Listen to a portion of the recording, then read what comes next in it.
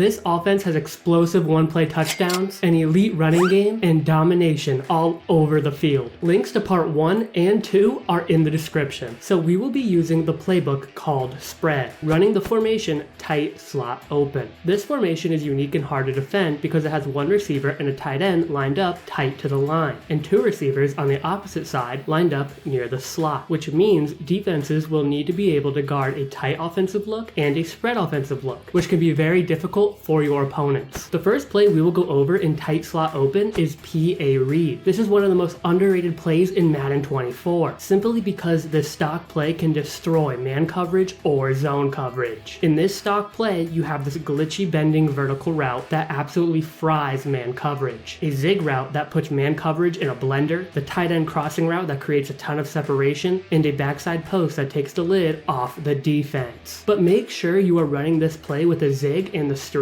to the far side of the field. In this play, your reads will be low to high. So when you snap the ball, your first read will be the zig route. If the zig is open, which it usually is, hit it quickly for an easy gain. Your second read will be the vertical route. If you see that there is no help over the top and he was able to beat his man off the line, freeform pass the ball to lead the receiver by holding the left trigger and the left stick up. This will help to hit the receiver in stride for an explosive play. What makes this vertical route so good is the way it bends to the outside. Because of this, if a corner is pressing in man coverage, you will sometimes get this cool press beating animation where the receiver practically runs through the defender and leaves him stranded behind. That's what makes this route so deadly. Your third read is the crosser ran by the tight end. This route takes a little bit more time to develop, but if you have time in the pocket, he will create a lot of separation by the time he hits the other side of the field. Your last read is the backside post. This route works best against a zero blitz, simply because there will be no help over the top. With enough time in the pocket, you will be able to hit the post for one-play touchdowns against all-out blitzing players. Another way you can set up this play against man coverage is by putting the zig receiver on a slant. This will keep the defense on their toes due to the fact that there will be two man-beating routes crossing the field. So your read in this setup is to wait and see what route gets open first, the slant or the tight end crosser like you see here in this play. PA read against zone coverage is as deadly as it is against man coverage, all because it works as a delayed flood concept. And if you don't know already, flood concepts destroy every zone in Madden. Flood concepts overload a side of the field, so generally there will be a deep route like a vertical, a medium route like a corner, and a short route like a flat.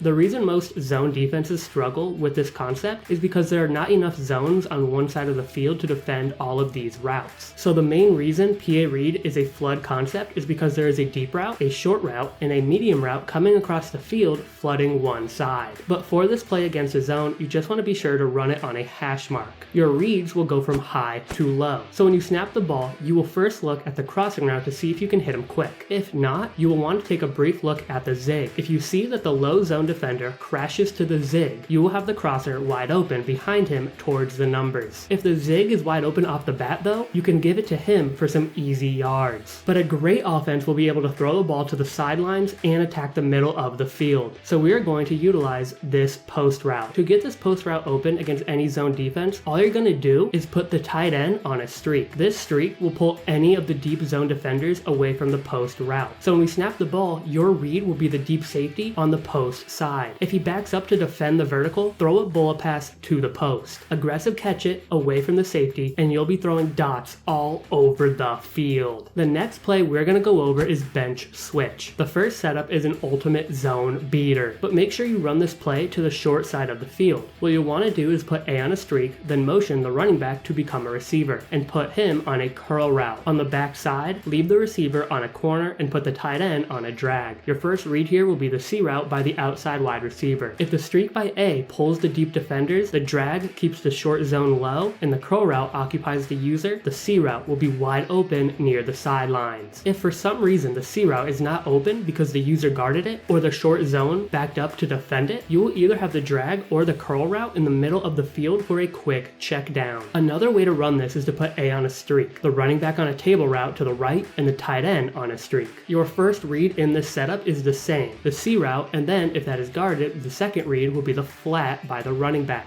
One thing to look out for though is the streak by the tight end. Many people will not be ready to defend quick streaks from this position, so you can surprise your opponent with a quick snap and throw the streak quickly specifically in the middle of the field. And if the defense is in a man coverage when you thought they were in a zone, look at the corner route backside. This corner does a great job of creating separation over the top of the defense. The next play we will go over is called bench, and we will have two setups to beat man coverage for one play touchdowns and short yardage situations. For the first setup, what you'll want to do is put X on a drag and A on a zig. Then you can leave everything else. Make sure you run the zig and the drag to the far side of the field. Your main read is the zig route. This concept is meant to clear out space for the zig, as well as setting up a natural pick by the drag to create even more separation for the zig. This setup is great for the red zone or if you need short first downs. For the one play touchdown setup, you'll want to be sure to be on a hash mark, and then put B on a drag, A on a zig, and the running back on a wheel. On the backside, put X on a streak. Your main read here is the running back. If that is guarded, shift your focus to the corner route by the tight end. If he has a step on his defender, highball the throw using L1 or LB to throw over the defender for a deep ball dot. If the deep routes are guarded though, you can look at your short routes for a check down. The last play we will go over is RPO zone weak. This is one of the best RPOs in the game. What you'll want to do is read the slot corner. If the defender crashes towards the run, throw the ball to the flat. This will put you in a position to make moves in the open field for huge gains.